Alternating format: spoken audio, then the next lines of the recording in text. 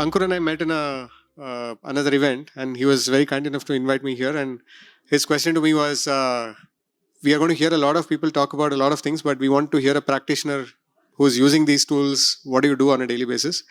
So for those of you who don't know me, my quick career intro. So started off with Procter & Gamble, brand management in Procter & Gamble.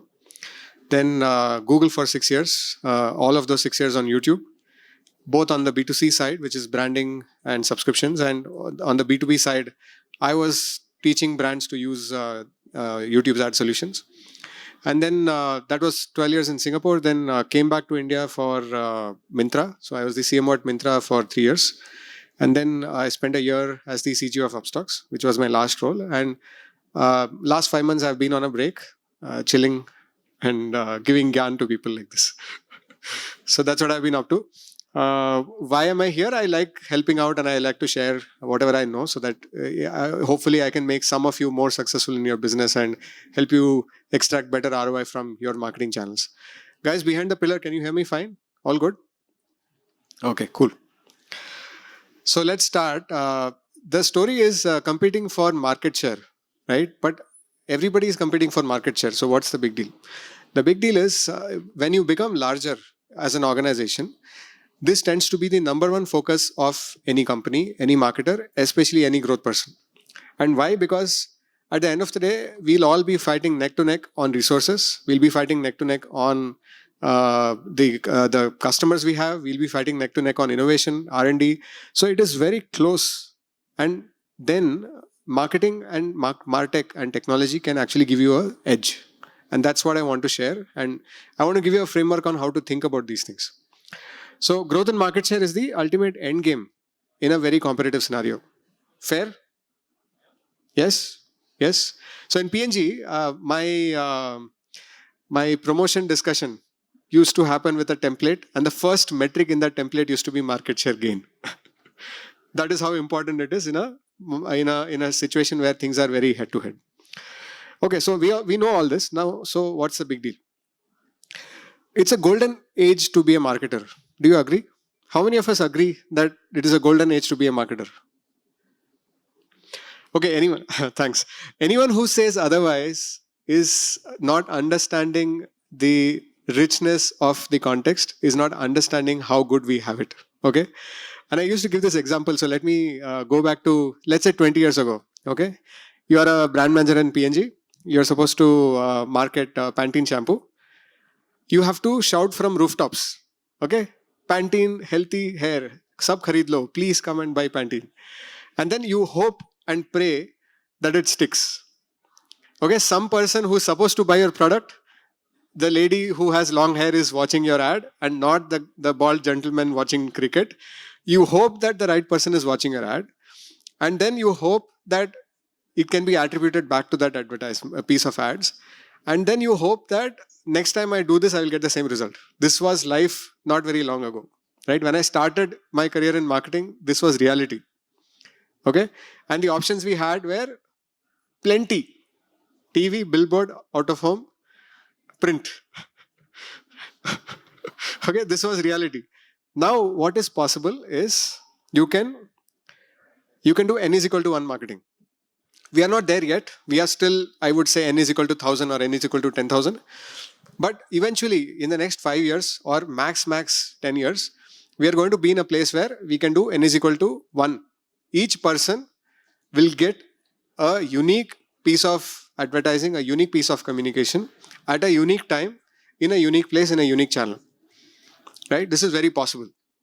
So imagine as a marketer, like dream, if I could send a separate, different, unique message to each of my customers who is talking to them in their language, in what they want to hear. And that is not very far away, right? The second one is, it is more measurable. It's not 100% measurable and attributable, but it is more measurable, more attributable than ever before. Agree? Yeah. So we have a lot of, like, digital marketing as an entire discipline is built on the premise that I can measure and attribute my success to the right cohorts, the right customers, and I can do more of this. Fair? The third one is tech has come to our aid, and I heard our previous speakers talk about generative AI and usage in marketing. We are just getting started. I believe that we have a long way to go, and it's only going to get better from here. But MarTech is complicated, right? I'll just step away from the screen. These are all the things that you can start exploring from today, and you'll get more gray hair than me in 2 days, right? Because there are literally too many things happening, and people who have been in the industry, I'm sure you have worked on a bunch of these things. This doesn't come as a surprise, but the sheer number of options available, and I picked up this slide just to show you. I want to show you. I have linked the thing at the bottom. Later you can download it. It's a 10 MB file, a picture that doesn't even fit in a screen because there are so many players. Okay, there are apparently 8,000 solutions in MarTech in these different islands of marketing technology. Okay, so I'll give you a few. So this whole space is content. This whole space is attribution. This whole space is paid advertising. So there are so many tools. And by the way, the fun part is this chart was made in 2020. We are 3 years behind this timeline. So if I want to show you the latest chart, I'll need like multiple screens, arena size, right? So this is how the world is evolving. So and plus we are at a WebEngage event. So I should not name other companies. and we are focusing more on retention. So I want to make sure that I do a justice to these kind of topics. So what I'm going to do is I'm going to start with principles, not technology, not specific answers, but I'm going to start with principles. And I'm going to leave you with a few anecdotes, experiences in my own life, which might help you land those decisions better. The first principle, my friends, don't be like this. Okay? Don't search for a problem to solve with a technology. Okay, what this guy is doing. Now that we have invested in this marketing tech stack, what's the ROI? And his colleagues are saying, yeah, that's a good question. We should buy this new analytics tool. Right? And the third guy is saying, yeah, and a new data layer for data visualization. I've linked the source here. He's an amazing speaker, marketunist, Tom Fishburne. Please check out his cartoons. But this is what is happening with marketing technology nowadays, right? We are taking a tool and then looking for a problem to solve with that tool. Okay? So what should we do? Please start with strategy first, technology second. So after today's discussion, if I get any questions on which tool should I use, I'm not going to answer it. Okay, my answer is going to be WebEngage for everything. Okay, my request to you is please ask me questions on strategy. Please ask me questions on tough choices I've made in my journey. Please ask me questions on why I've picked X versus Y, not about a particular tool. Yeah. So strategy first, technology second, and believe me, there are enough and more tools available for every problem statement if you identify the right problem statement. Okay. The second thing I'll say is simplify, eliminate, and focus. If you are able to be the world's best as a company, as a growth team, as a marketing person, if you are able to focus on just 5 things and do them really well and be the best in the world at it, you will be better than doing an average job of 200 things. Right? Going back to the chart I just showed you, that is what you don't want to be doing. Okay. The third thing is, this is a quote. Guess where this quote comes from. Figure out what works and then do it. It sounds very simple, right? Sounds like something an intern would say. Obviously, you figure out something and then you do it. Like, whose mantra was this? Any guesses? Somebody said Steve Jobs. No, it was not Steve Jobs. But fair guess. Anyone else? It is one of my mantras. Like I immensely respect this person, and I've taken this to heart, and it has been useful for me through my career. No, I will not give you options. I just told you I'm not going to give you any answers. I'm going to leave you with stories. Take wild guesses. Okay, some clues. Okay, very famous person, super well known for his work, not a marketer. Ratan Tata, he says, Good guess, but no. One more guess and I'll give you the answer and I'll explain the context behind this. Naval Ravikant, no. Okay. So the answer is Lee Kuan Yew, the founding father of Singapore. Okay, the guy who was the Singapore's founding father made it what the city is in just a short period of 50 years. It went from a small town to this Asian superpower. He had this principle. He said, anything comes to me, I'm going to first figure out what works. I'm not going to do anything or action anything until I figure out what really works. And once I understand what works, I'm going to do that thing again and again and again until it becomes a success. He figured out that this place is a great port, right? Because it's right in between Asia, on the way to India and Europe. I'm going to build a great port and I'm going to make it the best in the world. He figured that this space, because it doesn't have any natural resources, it's a great place to be a financial capital. So he figured out that Switzerland, same thing, small place, landlocked, very hostile neighbors, but great financial capital. Okay, I'm going to do that. So he figured out 3-4 things and just did that for 50 years. Okay, so figure out what works and do it. And this, in a marketing or a business context, will come from research and experimentation. You have to try a lot of things, do it again and again, and then figure out what works. Okay, so far with me? Okay, cool. Now, that was generic Gyan. So now marketing specific Gyan, right? I look at MarTech in 4 buckets. Okay, you can classify it as any way. I'm just giving you my way of looking at it. First one is the acquisition stack. Okay, all the technology that you can use to acquire a customer. So this is your ad efficiencies, your organic acquisition efficiencies, SEO, Google, Facebook, campaign management. This is all stuff that you do to acquire customers. This is my first bucket. Second bucket is post-acquisition stack. Mostly this is retention. Okay, there's a bit of CRO and whatnot, but mostly retention. Once a customer is on the platform, doing 2 things, not just extracting value. Khich lo isse sab. Nichod lo isko. No. First step is delivering the best value. That is also possible with MarTech.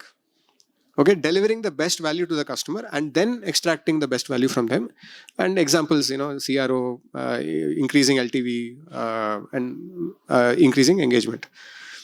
The third one is the underlying analytics stack. So this is your data platforms.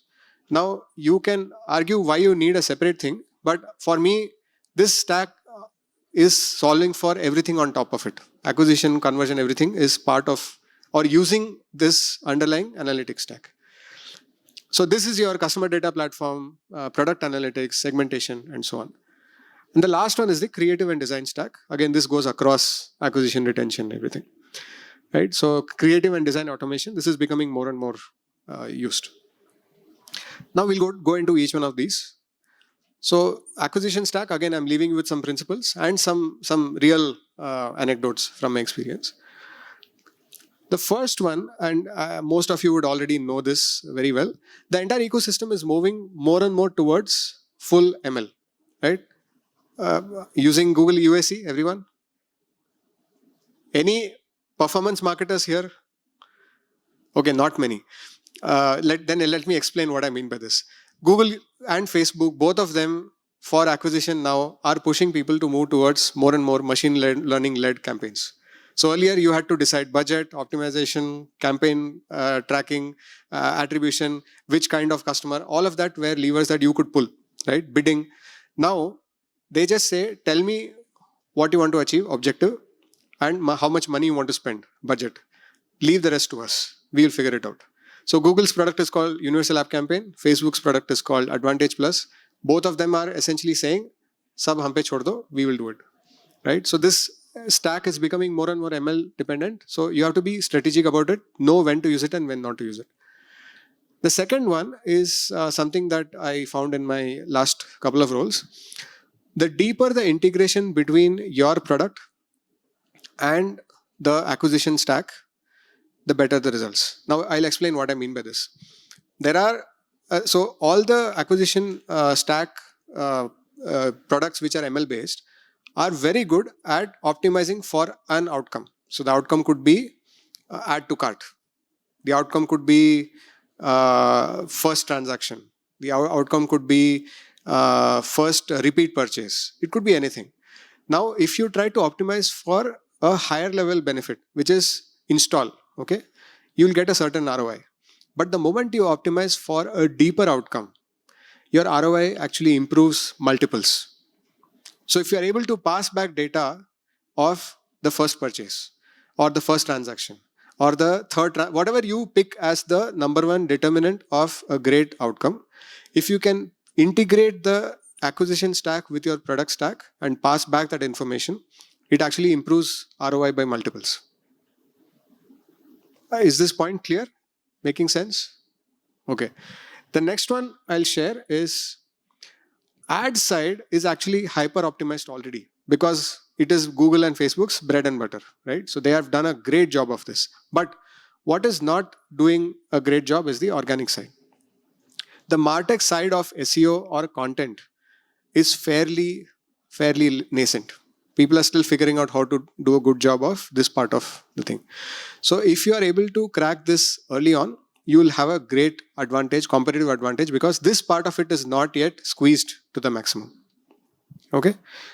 And the last one, I just gave some examples. So acquisition beyond ads. So how can you acquire a customer without ads? So think referral program, word of mouth, drip campaigns. So content is a great way to acquire customers if you are able to send them relevant and useful content.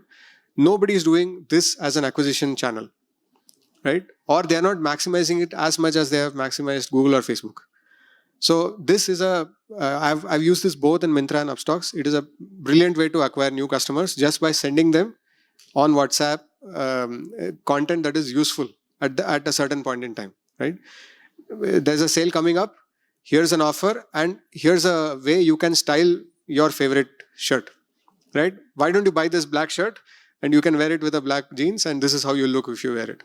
This whole thing of content-based drip campaigns, not many people are using it today. Offers via partners and affiliates. So, for example, e-commerce companies will work with coupon companies, right? E-commerce companies will work with banks. These things are still done manually, but there are ways to solve for it using product and signals inside the product, and you can actually amplify the impact you have using these things. Okay, now focus here. Okay, retention conference, I'll spend more time on retention. Fair? Okay. How many of you know what retention curves are? I mean, I'm assuming this group knows very well, but I'm just checking. Retention curves, cohorts. Oh, I should explain. Huh? Okay. No, I had some basics here. I wanted to check if I should cover it or not. I think I shall quickly cover it. Yeah. This is a retention curve, very simple. If you are a new startup, forget every other chart. This is the only chart you should look at every week. Okay. Don't look at CAC, LTV, Falana now. Okay. Only look at this. What is this curve? Retention curve. If you have, so this is time, and this is percentage of customers retained over time. Okay. Somebody starts at, of course, day 0, everybody is retained 100%. First day, 90% of your users are on the platform. Day number, whatever, 1 week later, 40% are left on the platform, and so on and so forth. Okay. This time could be anything. It could be days, weeks, months, depends on your business. For social media, it should be days. For e-commerce, it should be weeks or months. You have to figure the time. Now, and this is one cohort. Okay. People who start at the same time, today, 6th of October, how do they behave, right? The same chart will be different for people who start on 10th of October, people who start on November, different chart. But overall, you'll get a picture. Now, this is a declining curve, right? So as time goes, more and more people leave away. What is this called in simple English? What is this kind of a curve called? Leaky bucket. Okay, bucket mein hole. Customers come in, they make one transaction, keep going away. This company will die eventually. So if you have a curve like this, the only way to survive is to raise funds and keep burning and hoping that you figure out something to get here before money runs out. Okay? Many companies today are here. Okay? Second curve, flat curve. Most good social media companies are here. They would they would come to a retention point, and then it would flatten. These 25% of users will not go away ever. They love your platform. They are here forever. Even if you don't do anything, they're going to stay there. Okay. This one is the best curve to have. If you hit this, unicorn, please come to me. I want to invest in your company. Okay. This is unicorn. Why? Because after it drops, there is some reason why more people come back to your product. So only 25% were left, but after some time, week, month, whatever, more people came back to your platform. Okay, this is signs of great product market fit. So far, understood?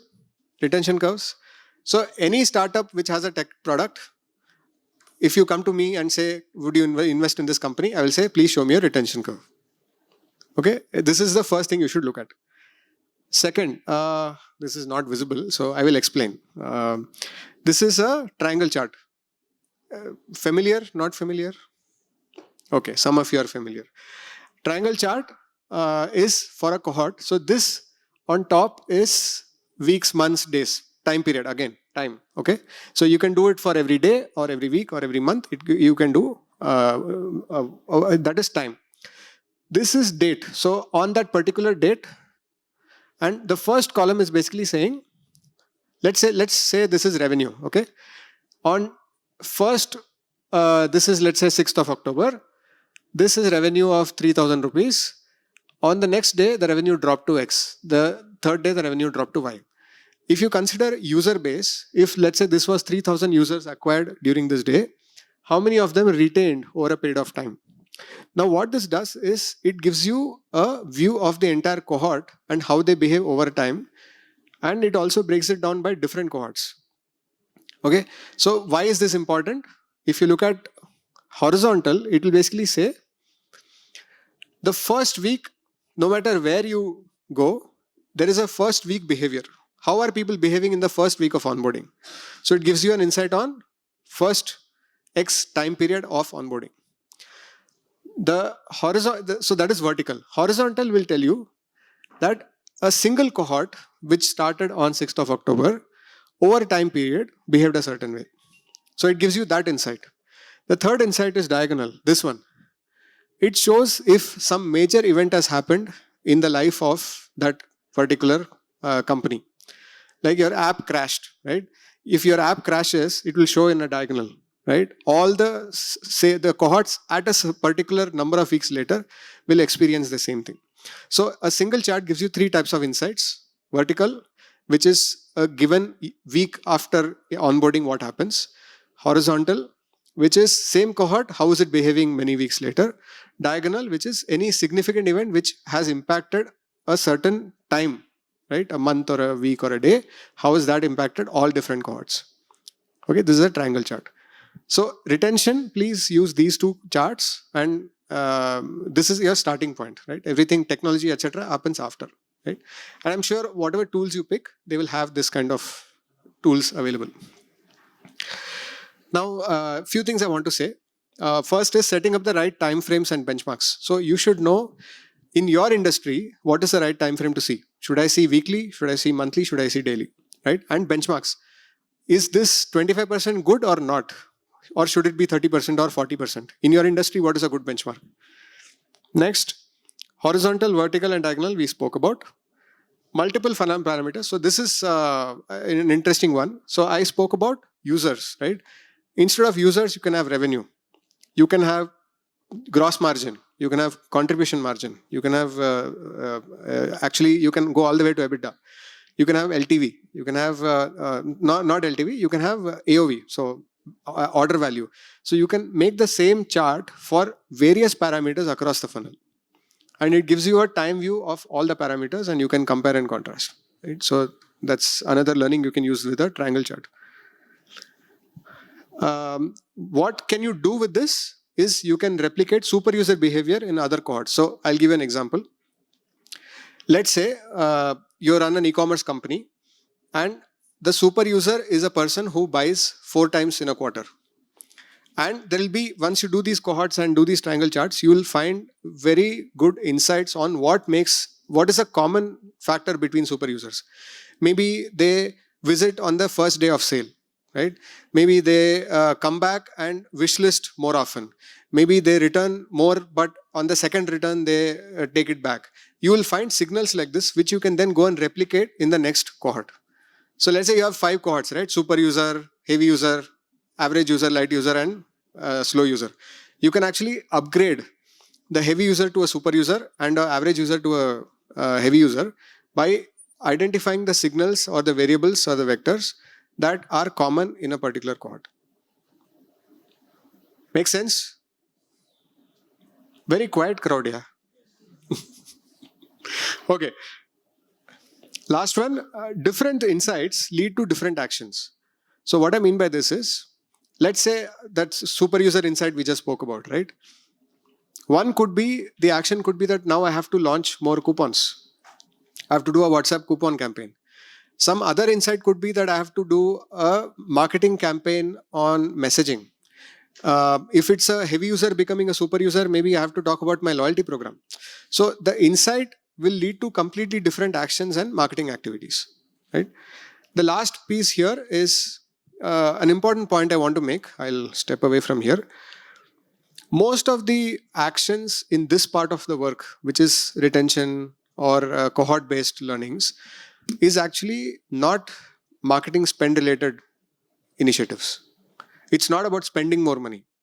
It might be that also, which is coupons and marketing campaigns, but a lot of these interventions are actually non-marketing spend related interventions.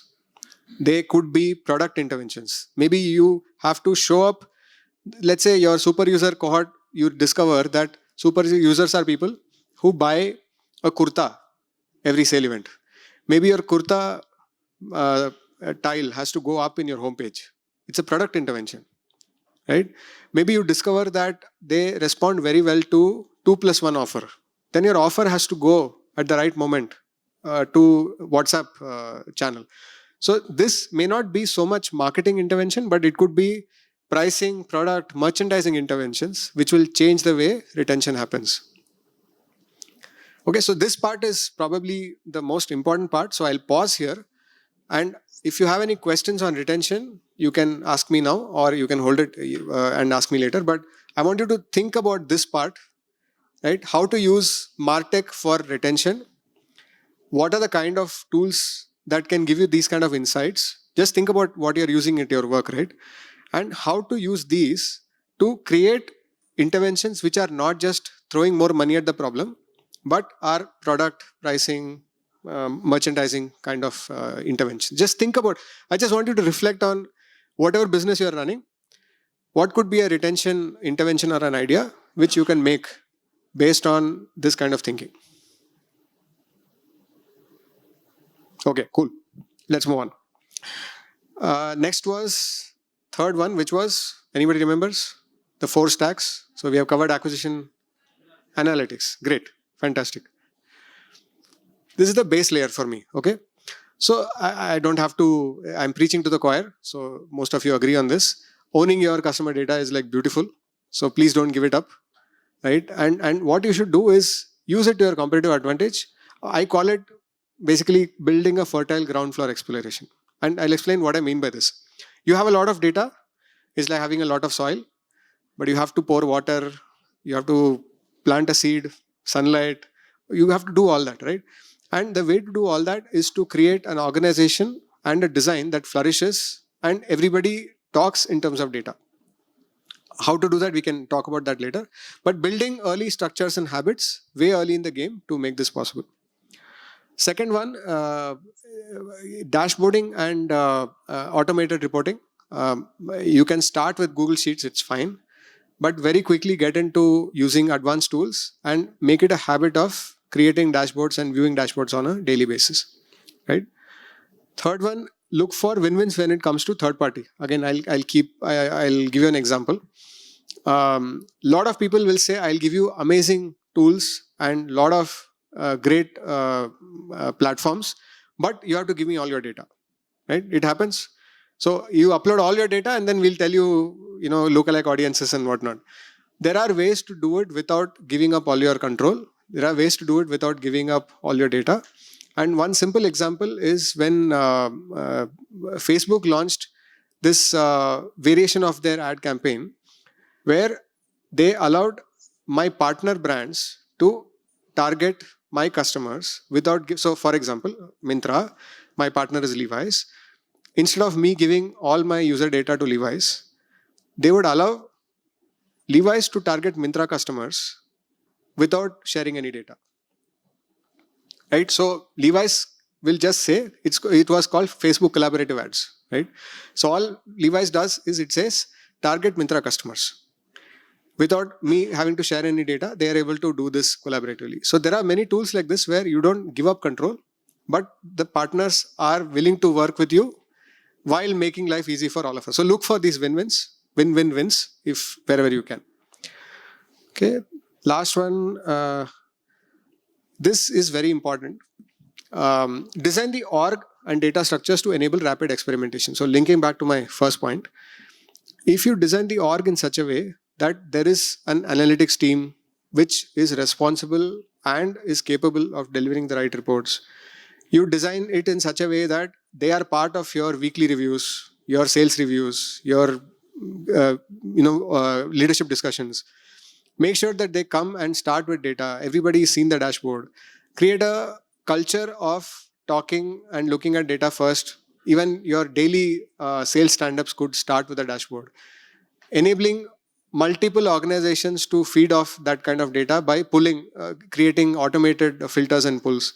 These kind of things are actually missing in many organizations. Only you have one person who's like the expert, and then everybody chases that person on WhatsApp or Slack. Right? Happens all the time. There's one person who's like wo chala gaya to like the company stops for information, right? So instead of that, having the ability to pull data on your own and using these tools at least at a abstracted level by everybody. Attribution, I want to talk about that. By the way, first you can read this cartoon for a minute and then I'll talk about attribution.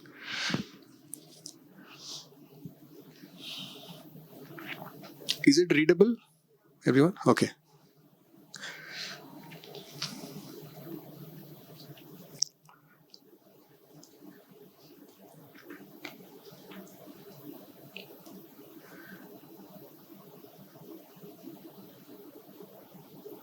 So everybody was in the entire marketing chain was claiming attribution while the customer finally says, I don't know. They didn't have what I wanted, so I picked your brand. Right? It is one of the most hotly contested and debated topics amongst growth people and founders. Always. My humble suggestion, advice, request, pick one attribution model, whatever you want to call it, right? It can be first touch, last touch, multi-touch, U-shaped, Y-shaped, whatever shaped, R-shaped, doesn't matter. Align on one model. Usually nowadays I just go with the machine learning based attribution model, which most companies have, which is let the company decide and then live with it. It's not worth the headache to then go and find a new attribution different model because this keeps changing and people keep debating it. I keep telling founders that I advise, pick one, stick with it, it's okay. It'll be subpar. Some channel will claim, like usually the digital channels will claim we have most attribution. The traditional channels will get less. It's okay. Have a baseline, stick with it and then move on. Okay? What is the last one? Creative stack. Okay, good. Most under-leveraged part of MarTech. Okay, everybody understands Facebook and Google like in the depths, but people don't understand creative stacks. The thing that I keep enforcing, and it might come as a shock to you, more than 50% of ad effectiveness comes from creative. Not from channel choices, not from targeting, it comes from creative. And people don't spend enough time on this part, right? We are so busy talking about which channel, how much money, ROI, CAC by LTV, payback period. This is what I used to spend most of my time on and forget about this, right? But this is such a missed opportunity because the moment you work on creative stack and make that a part of your core capabilities, it could be a competitive advantage because most marketers who come from a tech marketing background don't understand this part well enough, right? And by the way, not just text and banners, not just images, right? Nowadays, there's so much possible with audio. There's so much possible with video, short form video. There are enough and more tools out there which are creating text to video, right? And if not now, in 2 years time, 3 years time, it's going to become so seamless that you just have to put in the same input that you put in your keyword planner, and it would spit out all the way from Google text ads to short form reels. It's not very far away, and if you explore that now, then you will be the leader there. And this is a part which is waiting to be taken, right? People are not yet using this well enough. And then this one also, I feel anybody who has a app-based product or a software product, B2C product, on-app merchandising and personalization, right? Even today, if you open an Amazon, if I'm logged off, right, my homepage and your homepage will look exactly the same. Why? Right? It knows where you are and what is the type of customer. From cookies, it will know what you have searched for before. Why not have a different homepage for each person? Right? When I'm logged in, obviously, it can do better. But that is true for most companies, right? This on-app personalization, merchandising, imagine, okay, I want you to dream with me, right? And there are a few of these activities we'll do. Imagine an app where you have logged in and it knows you well. You open the app, the homepage, the offer, the first tile, and the first 3 folds are completely unique to you and they are personalized based on your behavior on the app. If you click on an offer, then it opens up a completely different homepage and a flow that is very different. Why is this not possible today? Right? It should be very possible if we move away from the traditional way of looking everything in grids and looking at it as a place where everything can be customized. So this on-app personalization is a huge opportunity. I don't think many people are doing a great job of it. Some companies, I feel, in the food tech space actually are doing a great job. But even there, we are just beginning the journey, right? There is so much to be done. Okay. This I'm sure I was going to end the presentation there, but then I figured this question will come, so I will answer it preemptively. Where will AI play a role? My short answer is everywhere. Okay. Prepare your CVs. Go to networking sessions. No, jokes aside. Again, I still believe it's a golden age for marketers, because we are just seeing the beginning of what is possible. From research to prototyping to campaign to analytics to creatives, it will be everywhere. And it is not 10 years away. It is not 20 years away. At the max, it is 5 years away. Okay. It's already happening with Google USA and Facebook campaigns we spoke about. I want you to think about this for a second, right? If you're all marketers, growth people, product growth managers, whatever you want to call it, if you had a magic wand and you could wish an AI do something in the next 5 years, okay, what would that be? Can I get some answers? Yeah, good. Okay, data intelligence segmentation, very prime use case for AI. You feed in a bunch of data, it automatically tells you these are the cohorts. These are people who are similar. These are people who are similar. This person needs a separate messaging. This is the messaging. If you click here, auto-generate a banner that will automatically go to them in WhatsApp and SMS and Instagram. Possible? No rocket science. Okay, what else? Personalization at scale. Every homepage is different. Every homepage looks unique. You open the app, you get a different offer. Somebody else opens the app, they get a different offer. Offer, visual. I wear only black shirts. If I open Myntra, I should see only models wearing black shirts. Possible? GenAI can do it, right? No, but you're still doing with models. They are basically curating a set of people wearing black t-shirts. They should be able to do generative AI with people wearing black t-shirts. Possible, right? Anyway, so possible. I'm saying 5 years. Very possible. Okay, what else?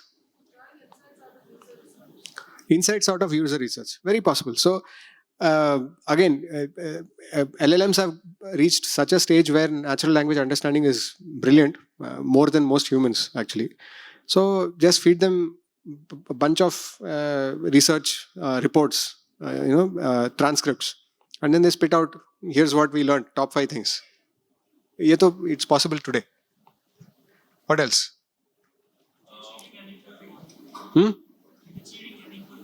N is equal to 1. Yeah, good. Thanks for the loop back. Appreciate it.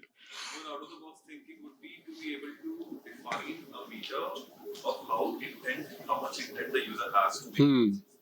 Okay, good one. Good one. Depending on their interactions, you can actually tell if they have interacted or they are swiping or spending more time over the last 7 days. You can actually tell whether they're likely to participate in a sale. Yeah, doable. Predicting user behavior. Good one.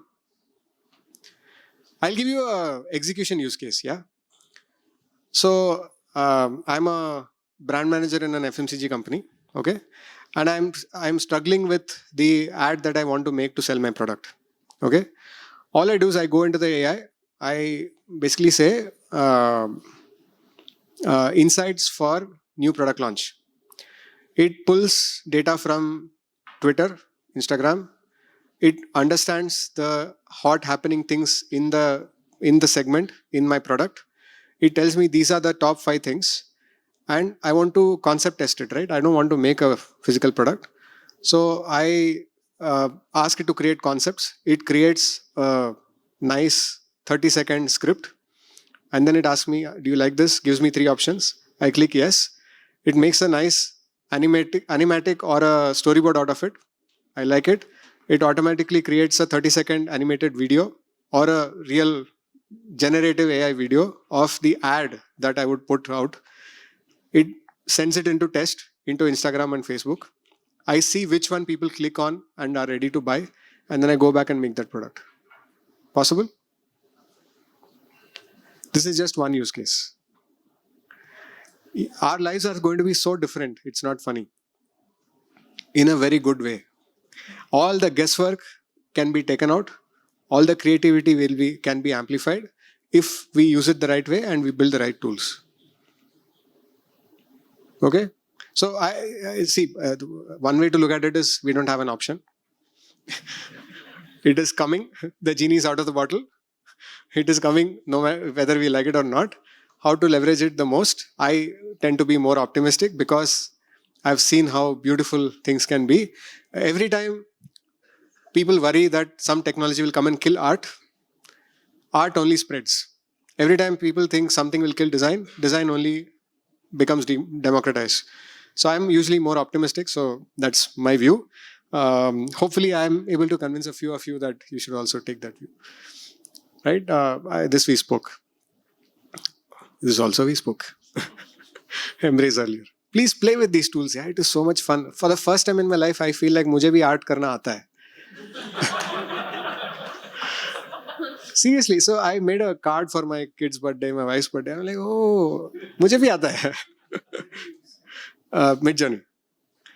Right? So I felt like a child playing with Midjourney. Right? I went there, I tried a bunch of things, created artwork, printed it out, admired it myself.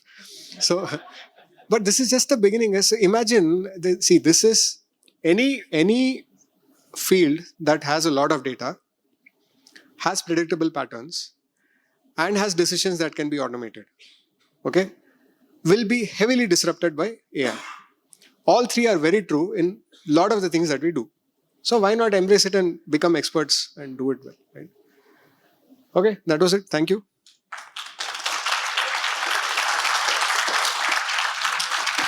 So please focus on retention. Don't worry about other things. Retention is beautifully enabled by a lot of MarTech solutions. Even in retention, a lot of AI can help. Engagement is very ripe for disruption by all these tools. So focus on retention and use all these tools, ideas to grow your business. I'm happy to. The easiest way to find me is on LinkedIn. So if you want to ask me questions, connect with me later. Find me on LinkedIn. WebEngage. Retention simplified.